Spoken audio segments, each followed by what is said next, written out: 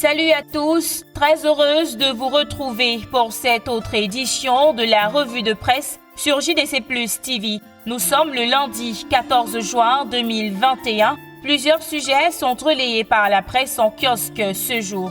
On ouvre avec La Voix du Centre qui présente le top 15 des présidents africains les mieux payés. Selon le classement 2021 de Business Insider Africa, le président Paul Biya est en tête de liste avec un salaire annuel de 620 976 $, soit 341 536 800 francs CFA, et divisé par mois, cela revient à 29 millions de francs CFA, un montant que le journal juge excessif dans un pays pauvre et très endetté où le salaire minimum autorisé par la loi est de 36 270 francs. Un montant dérisoire qui ne peut même pas payer le plus petit des loyers, c'est-à-dire une chambre décente. La Voix du Centre s'indigne du fait que malgré cette situation, c'est au peuple que l'on demande de faire des sacrifices et de se montrer résilient face aux crises pour maintenir la nation debout. La page 3 de sa parution de ce lundi vous en dira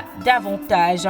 On poursuit avec le quotidien Le Jour qui parle d'éducation. Examen officiel, remous autour du baccalauréat général 2021. Voilà le titre proposé par le tabloïd pour indiquer que grande était la surprise des candidats qui se sont retrouvés face à certaines épreuves qui n'étaient pourtant pas au programme. Un inspecteur de pédagogie tente d'expliquer cette situation en pages 2 à 3. Le Jour nous rappelle également de l'arrivée d'une nouvelle délégation de la CAF au Cameroun ce lundi. Elle sera conduite par le secrétaire général de l'instance qui dirige le football au niveau continental, Véran Mosengo Omba.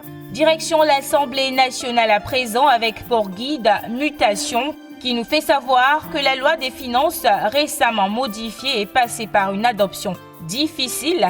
Les débats ont échauffé ou alors ont achoppé sur l'endettement du Cameroun jugé lourd et improductif. Découvrez les explications du ministre des Finances, Lupaul Motazeux, face aux députés en page 7 de Mutation dans son numéro de ce lundi.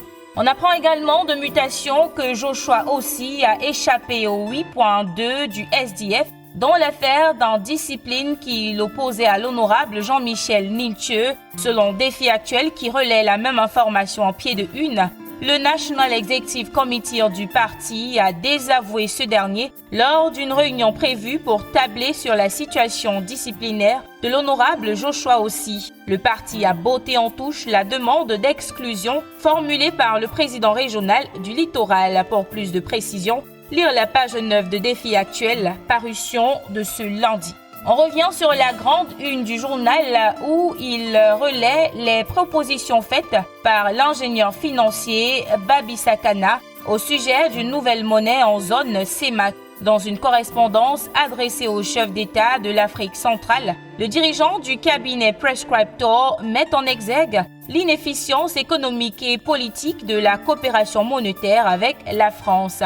Information relayée en pied de une par Intégration qui conclut que la France est disqualifiée. Il cite cet ingénieur financier qui plaide en indiquant « Le moment est venu de restaurer la vérité et la sincérité des chiffres de nos avoirs en or, au moins depuis 1955, date de création de l'Institut d'émission de l'Afrique équatoriale française et du Cameroun jusqu'en 1978 par un audit indépendant commandé par les chefs d'État et gouvernement de la CEMAC. » Fin de citation.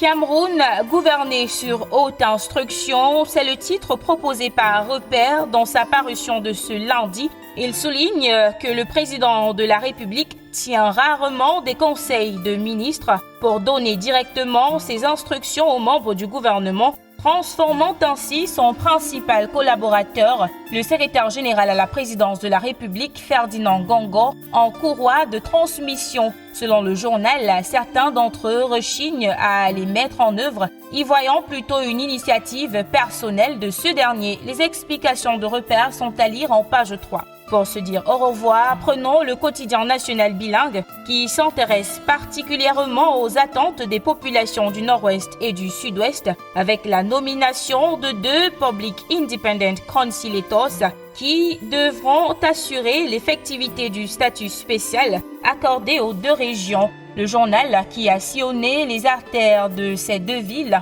en recueille et a recueilli, entre autres, neutralité, impartialité, lutte contre les discours haineux et la prise en compte des déshydratats des populations sans aucune distinction. La suite en pages 8 à 9.